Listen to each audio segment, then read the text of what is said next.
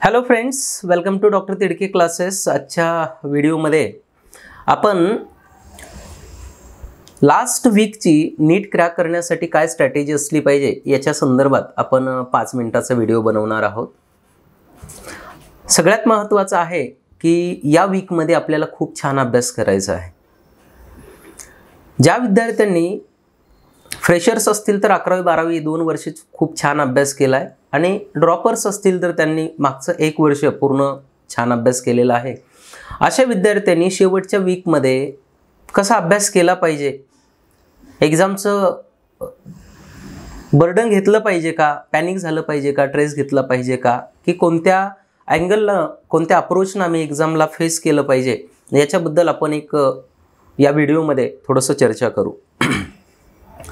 सगळ्यात महत्त्वाचं आहे की जशी एक्झाम जवळ येते तसं विद्यार्थ्यांना थोडंसं टेन्स फील होऊ शकतं आणि हे नॅचरल आहे, हे आधी आपण सर्वांनी समजून घेणं गरजेचं आहे। मग या टेन्शनला, ट्रेसला ओव्हरकम करायचं असेल तर सगळ्यात बेस्ट ऑप्शन आहे आपल्याला अभ्यास करावा लागेल। म्हणजे तुम्ही जेवढा छान अभ्यास करणार आहात तेवढा चांगल्या प्रकारे तुमचा ट्रेस, टेन्शन निघून जाणार आहे। आणि तुम्ही अभ्यास जर करत नसाल तर तुमचं ट्रेस, टेन्शन वाढणार आहे, हे आधी आपल्याला माहीत असणं आवश्यक आहे। बरेचसे विद्यार्थी अभ्यास करत असताना या वेळेत पण जेमतेम अभ्यास करण्याचा प्रयत्न करतात, 5 ते 6 तास किंवा 8 तास अभ्यास करण्याचा प्रयत्न करतात। पण मी असं म्हणेल की या शेवटच्या वीकमध्ये आपल्याला जवळपास 12 ते 14 तास अभ्यास करणं आवश्यक आहे।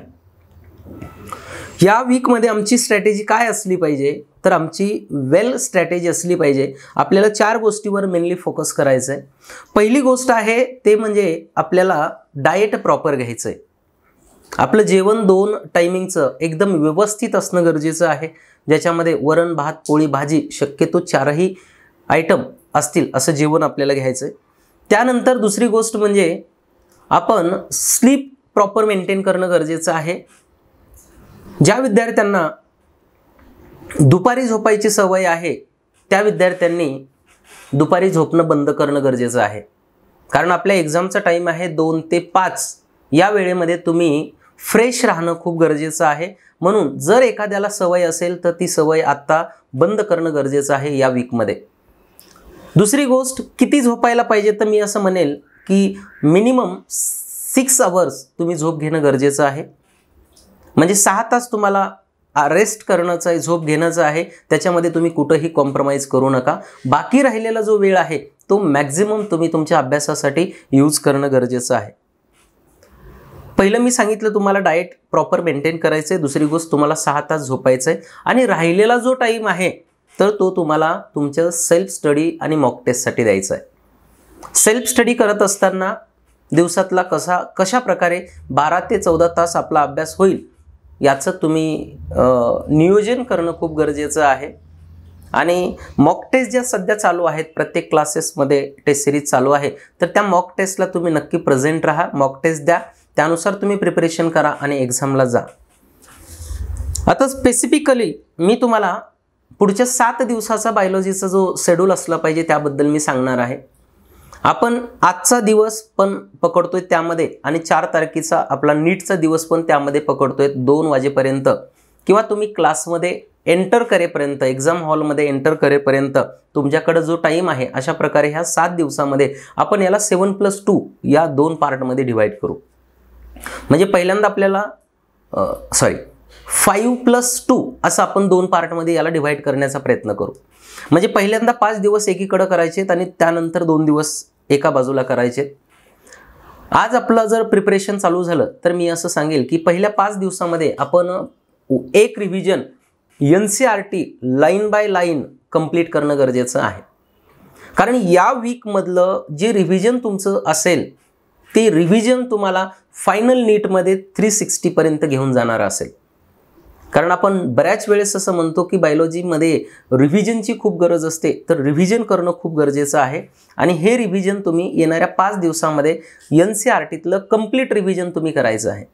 तुम्ही गोंधळून जायचं नाही आहे, सर कसं होईल 5 दिवसात, नाही, 5 दिवसामध्ये वेल प्लॅनिंगनं रिव्हिजन केलं तर होऊ शकतं. बायोलॉजीमध्ये असे 10 चॅप्टर आहेत जे 30 मिनिटांमध्ये पूर्णपणे रिवाईज होतात. जर मला सांगायचं म्हणलं तर तुमचं द लिव्हिंग वर्ल्ड 30 मिनिटांमध्ये रिवाईज होऊ शकतो. तुमचा सेल सायकल सेल डिव्हिजन 30 मिनिटांमध्ये रिव्हिजन होऊ शकतं. Breathing and exchange of gases 30 मिनिटांमध्ये रिव्हिजन होऊ शकतं.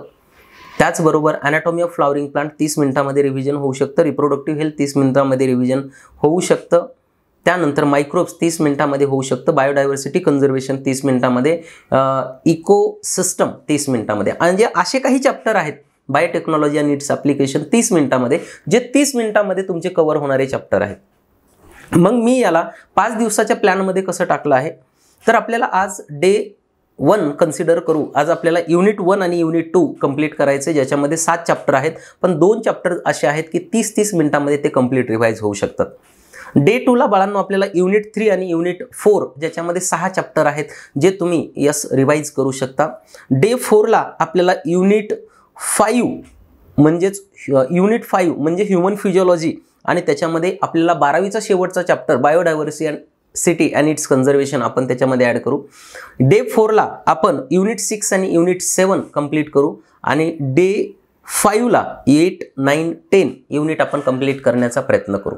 अशा प्रकारे 5 दिवसामध्ये आपल्याला कंप्लीट बायोलॉजीचं रिव्हिजन करायचं आहे आणि हे अत्यंत महत्त्वाचं शेवटचं लाईन बाय लाईन तुमचं रिव्हिजन आहे. हे माइंडमध्ये ठेवून तुम्हाला हे रिव्हिजन करायचं आहे, लक्षात घ्या.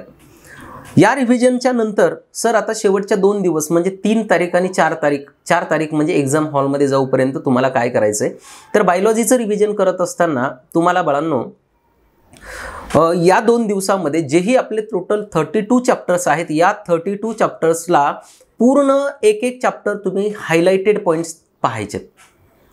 प्रत्येक चॅप्टर तुम्ही रिवाईज करत असताना शेवटच्या या 2 दिवसामध्ये तुम्ही अगोदर जे अंडरलाईन केलेले पॉईंट आहेत किंवा हायलाईट केलेले पॉईंट आहेत, प्रत्येक चॅप्टरमधले हे हायलाइटेड पॉईंट्स तुम्ही पाहायचेत आणि हे तुम्हाला पाहूनच जायचं आहे क्लासमध्ये, लक्षात ठेवा.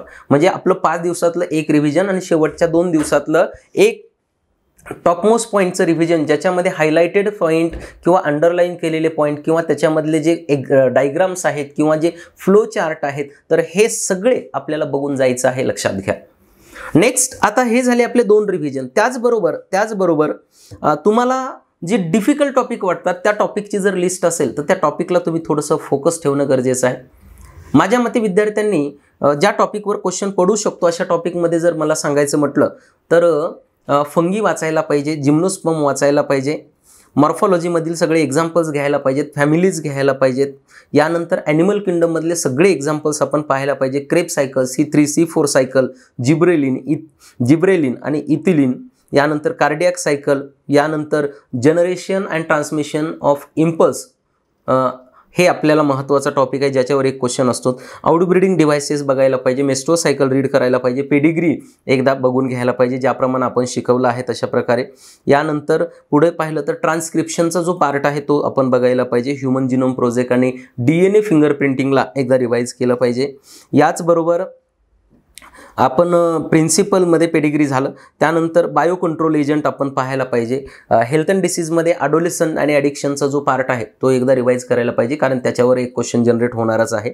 यानंतर आपण बायोटेक्नॉलॉजीचे जे स्टेप्स आहेत त्या एकदा आपण रिवाईज करायला पाहिजेत. यानंतर जे ट्रान्सजेनिक ॲनिमल आहे त्याच्यावर एक क्वेश्चन जनरेट होऊ शकतो. आणि आपण कॉम्पिटिशन, ऑर्गॅनिझम अँड पॉप्युलेशनमधील कॉम्पिटिशन हा जो टॉपिक आहे तो कंप्लीट रिवाईज करणं गरजेचं आहे. हे काही टॉपिक आहेत जे विद्यार्थ्यांनी जाताना रिवाईज करणं गरजेचं आहे. याचबरोबर आता जे मी म्हणलं की 14 तास अभ्यास केला पाहिजे, तर त्यासाठी मी असं सांगेल की तुम्ही ॲटलिस्ट बायोलॉजीला 6 आवर्स, केमिस्ट्री फिजिक्स 4-4 तास असा तुमचं रिव्हिजन असलं पाहिजे. रिव्हिजन करत असताना तुम्ही MCQ बेस्ड प्रॅक्टिस सध्या करणं मला तेवढंसं महत्त्वाचं वाटत नाही, कारण तुमच्या मॉक टेस्टमध्ये तुमची MCQची प्रॅक्टिस मोर दॅन सफिशियंट होते. किंवा जर एखाद्या विद्यार्थी इंटरेस्टेड असेल तर त्यानं फक्त PYQ पाहणं गरजेचं आहे सध्याच्या कंडिशनमध्ये. आणि तुमचं सगळ्यात महत्त्वाचं जे फिजिक्स केमिस्ट्रीचं रिव्हिजन आहे ते पण थेरी प्लस फॉर्म्युला बेसिसवर असलं पाहिजे आणि तुमच्या मॉक टेस्टच्या माध्यमातून तुमची MCQ प्रॅक्टिस झाली पाहिजे, बरोबर. बायोलॉजीमध्ये मी सांगेल की आपल्याला खूप छान प्रकारे पुढच्या 7 दिवसामध्ये 5 दिवसामध्ये complete line by line revision आणि पुढच्या 2 दिवसामध्ये यास हायलाइटेड पॉईंटचं रिव्हिजन, अशा 2 प्रकारे रिव्हिजन करायचं आहे. हे आपल्या लक्षात ठेवणं गरजेचं आहे. समजतंय? सगळ्यात महत्त्वाचं डाएट, स्लीप, स्टडी आणि मॉक टेस्ट या 4च गोष्टीवर आपलं पूर्णपणे फोकस असलं पाहिजे. हा वीक तुमच्या जीवनामधला अत्यंत महत्त्वाचा वीक आहे. तुमच्या नावासमोर डॉक्टर नाव, डॉक्टर हा प्रिफिक्स लावणारा वीक आहे. तुमची समाजामध्ये रिस्पेक्ट वाढवणारा तुमची समाजामध्ये रिस्पेक्ट वाढवणारा हा वीक आहे. लक्षात ठेवा. तुमची व्हॅल्यू वाढवणारा वीक आहे. बरोबर. या वीकमध्ये स्ट्रेस, टेन्शन या गोष्टीपासून यांना दूर ठेवा. बरोबर. आपल्याकडे जेवढं पोटेन्शियल आहे तेवढं पोटेन्शियल वापरा. बरोबर. हे दिवस परत येणार नाहीत, हा आठवडा परत येणार नाही आणि या आठवड्यामध्ये तुम्हाला हिस्ट्री क्रिएट करण्याचा, इतिहास घडवण्याचा तुमच्याकडे टाईम आहे. खूप छान. मी विद्यार्थी पाहतोय की खूप वर्षभर 2 वर्ष तुम्ही खूप छान अभ्यास केलाय. बरोबर आहे ना. पण योग्य वेळी खूप चांगलं काम करणं पण आवश्यक असतं. म्हणून या वेळेमध्ये खूप छान अभ्यास करा. बरोबर आहे ना. जेवढा अभ्यास करता येईल तेवढं करा. स्वतःकडे किती क्षमता आहे, किती पोटेन्शियल आहे, जेवढं पोटेन्शियल आहे तेवढं वापरा. बरोबर आहे ना. एक्झाम झाल्यानंतर तुम्ही फ्री आहात, तुम्हाला कुणीही म्हणणार नाही अभ्यास कर. बरोबर आहे ना. फक्त एवढा वीक. बरोबर आहे ना. आणि खूप राईट टाईम आहे. लक्षात ठेवा. ज्या लोकांनी इतिहासामध्ये नावं कोरली आहेत त्यांनी योग्य वेळी खूप चांगली कामं केलीत म्हणून त्या उंचीवर पोहोचलेली आहेत, हे पण आपल्याला माहीत असणं आवश्यक आहे. म्हणून तुमच्या जीवनातली ही अत्यंत महत्त्वाची एक्झाम आहे. बरोबर आहे ना. ज्या ध्येयाचा तुम्ही पाठलाग करतायत, 2 वर्ष झालं, 3 वर्ष झालं, 4 वर्ष झालं, तर ते ध्येय मिळवण्याचा हा टाईम आहे.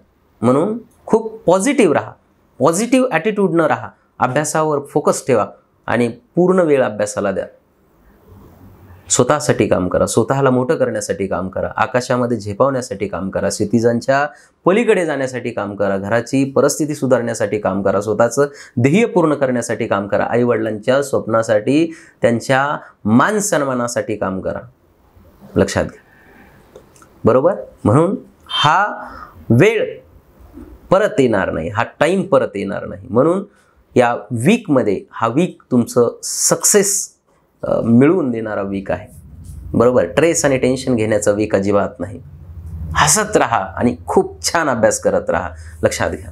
बरोबर. जे अभ्यास करत नाहीत अशा लोकांपासून, अशा मित्रांपासून दूर राहा. बरोबर आहे ना. स्वतःचं नाव मोठं करण्यासाठी, स्वतःला जिंकण्यासाठी, स्वतःला मोठं करण्यासाठी काम करा, एवढंच मी सांगेल. बरोबर. हा सगळ्यात महत्त्वाचं आहे. ज्याप्रमाणे मी सांगितलेलं आहे त्याप्रमाणे तुम्ही काम करा, अभ्यास करा आणि स्वतःचं ध्येय पूर्ण करण्यासाठी हा टाईम युटिलाइज करा. आणि येणाऱ्या नीटमध्ये आउट ऑफ मार्क कसे घेता येतील, स्वतः 700+ कसे मार्क घेता येतील, बायोलॉजीमध्ये 360 पैकी 360 मार्क कसे घेता येतील याचा तुम्ही नक्की प्रयत्न केला पाहिजे. You all are born to win. You all are born to success and absolutely God bless you. Thank you very much.